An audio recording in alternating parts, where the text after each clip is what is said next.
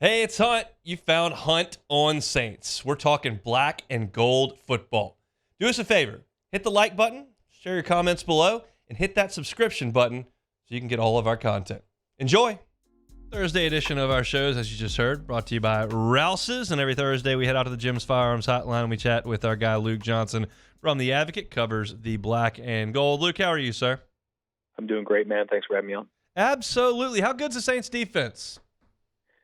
Really good. I think they're a lot better than I was expecting. Well, maybe not better than I was expecting, but I think they are better than they were last year. And I think the thing that maybe some people were worried about coming into this year, with some of the older players on this defense starting to show signs of their age, that hasn't been the case through 2 weeks.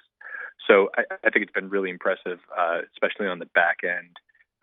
That combination of corners they have, and Marshawn Lattimore, Paulson Adebo, and Alontae Taylor, I think are playing really, really well.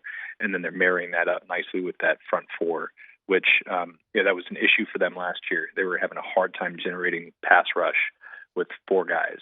And this year they've been able to do that through 2 games. They haven't had to blitz as much or utilize the blitz to get pressure. And I think we're just seeing the results of that. What's your biggest concern on offense? Well, I mean, it's got to be the offensive line play. I think the fact that Derek Carr has been pressured as much as he has, I think the fact that they haven't been able to get anything going on the ground unless it's Taysom Hill running the ball, that's a concern. I don't think that's going to be the case throughout the year. I really do think that at some point things are going to click for Trevor Penning. Yeah, you got to remember Monday night was his 3rd NFL start. He's had to block some really, really good players last 2 weeks. And I just think that eventually it's going to get there. But as of right now, I mean, it's easy their biggest weakness. Not even on the offense, but on the team, generally speaking. Has Derek Carr spoken to that effect of like, hey, what it's like playing while they're not doing so well? Well, I think he touched on it briefly after the game Monday, and he's like, look, it's really nice to be sitting here 2-0, knowing that we can be a lot better. I think I agree with that. They obviously are working in some new parts here. New quarterback. They're working in some stuff that the new quarterback likes. The quarterback is playing a part in helping out with the protections. They got a new starting left tackle. List kind of goes on. So it's going to take some time for these guys to gel a little bit. But while they're figuring it out, they're winning football games. That's an absolute positive. The thing is, they're as much as we like to talk about them holding opponents at 20 or less points for 10 straight games. I mean, I don't think you can count on that being just a staple every week. You're going to have to go out and score points if you're going to be a relevant football team in the NFL. So they got to figure it out. But I think they're happy that while they're figuring it out, they're finding ways to win. What are they going to do at running back here? Well, I mean, it's kind of hilarious that they go into this offseason. They're like, man, we need to get better at running back. Whether Alvin Kamara deals with a suspension or not, we're not good enough there, so we're going to sign the NFL's rushing touchdown champ from last year. Guys coming off a 1,000-yard season. Then we're going to draft a really explosive running back in the 3rd round, and we're going to be able to get through this suspension. And then they're going to play 3 games in that Alvin Kamara and not have both Jamal Williams or Kendre Miller for either of them. Yep. So I think right now, look, it's not official yet. We'll know officially tomorrow, but it's looking like Jamal Williams is not going to play, and that's going to be presumably Kendre Miller stepping up.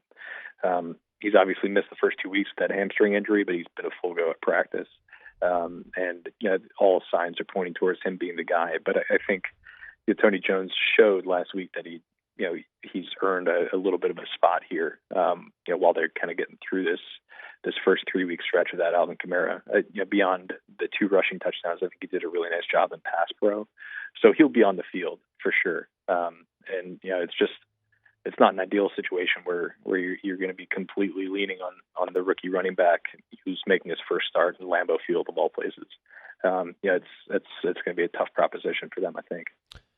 And Marcus May has been told to take a seat. We figured that was coming. What does it mean for the Saints in the back end of the secondary? Well, I think we are probably going to see Jordan Howden back there, the fifth-round rookie out of the University of Minnesota. Yeah, I think he has pretty dramatically outplayed his draft position just through training camp. What we've been able to see out of him, they clearly trust him. He's been playing, what is essentially like a quasi-starter role as their third safety in their dime package, which they are like constantly in on third downs. But I'm a little concerned about that if I'm the Saints, because you're going up against the Packers offense that throws a lot at defenses, a lot of misdirections, a lot of motions. They try to get you out of position. I think that's going to be tough for a rookie safety to just jump into. So I'd fully expect them to see out there, but it wouldn't surprise me if they give up some potential explosive plays in the back end. Let's talk about the Packers as the Saints head up to Lambeau this weekend. I'm guessing you've seen a little bit of Jordan Love. What's been your impression? Yeah, I think he's been impressive. He's not Aaron Rodgers by any stretch, but he's a really talented guy, and they've obviously had the luxury of letting him sit and learn in that offensive room for the last couple of years. So he knows what he's doing in this offense, and I think he's the type of quarterback that can hit you on those shot plays. Those deep shots downfield. And I think they've got probably better weapons around for him this year than they've had in the past. I really like that rookie. I might be getting his name wrong. Jaden Reed, kid out of Michigan State.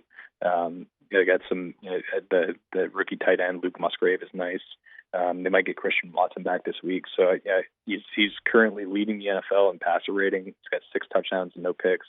The Packers have done a good job keeping him upright. And I think when you got a quarterback with that level of talent, that makes it pretty difficult to stop. You mentioned keeping him upright. Bakhtiari seems to be hit and miss with his injury, and they've got a couple guys banged up front. Is that where the Saints have a chance to take control of this thing with the way that their front is playing? Yeah, I think so. I mean, we'll see what happens with Bakhtiari. I think the rumor, which he shot down, was that when he's coming off that significant injury a couple of years ago, he doesn't like playing on turf. So obviously they're going to be on a grass field up there. It wouldn't surprise me if he's in the lineup. But Elton Jenkins is a really good player in his own right. He's their starting left guard. He's doesn't look like he's on track to play. And I think the Saints front has just been really good, man. Especially getting pressure up the middle. Nathan Shepard had a couple of really nice plays in that Monday Night Football game. I think Brian Brzee is looking like he could be a future Pro Bowl type of player. Yeah. He's so disruptive.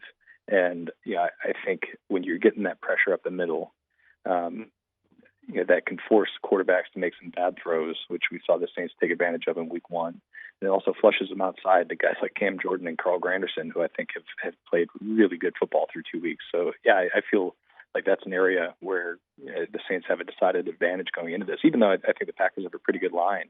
If they're down 1 or 2 guys, that plays kind of right into the Saints' hand. Has Granderson surprised you a little bit with his level of play? No, actually. I think I've kind of been waiting on this from him for a minute. He's kind of showed it throughout practices and stuff pretty much since he's been here. It's just he hasn't been able to put it all together in the games. Obviously we've seen through these 2 weeks that Trevor Penning's had his struggles, kind of adjusting to the NFL level, but he was terrorizing that guy in training camp. It's like every day, he's just eating. So I'm not surprised by it. I'm curious to see if he's going to be able to keep it going now, because that's been the one thing about him is he hasn't been able to kind of sustain the success at this level. But I think he's a big part of the reason why they felt comfortable letting Marcus Davenport walk in free agency this year. All right, power rank these 3 that you're most excited for, 1 being the most excited. We got cheese curd, we got spotted cow, we got lower temperatures this weekend. What are you most excited for when you venture back to the homeland? Oh, come on, man. This is like an impossible choice. That's why I asked the question. Yeah, this is like way harder than anything else you've asked me in this segment. I think. All right, I'm going to go with weather 1. Okay. Just because I love Louisiana. I can't deal with the summers down here. I'm so excited to get up there for that. I'm going to go spotted cow 2, closely followed by cheese curds. I'm going to crush all 3 of them in my 3 days up there, 2.5 days. Enjoy Lambeau, man. Travel safe, and we'll talk next week. Sounds good, man. Hey, it's on. Thanks for watching Hunt on Saints. Before you leave, help us out a little bit. Hit that like button. Leave your comments in the section below and hit that subscribe button so you get all our content right here from Hunt on Saints. We'll see you next time.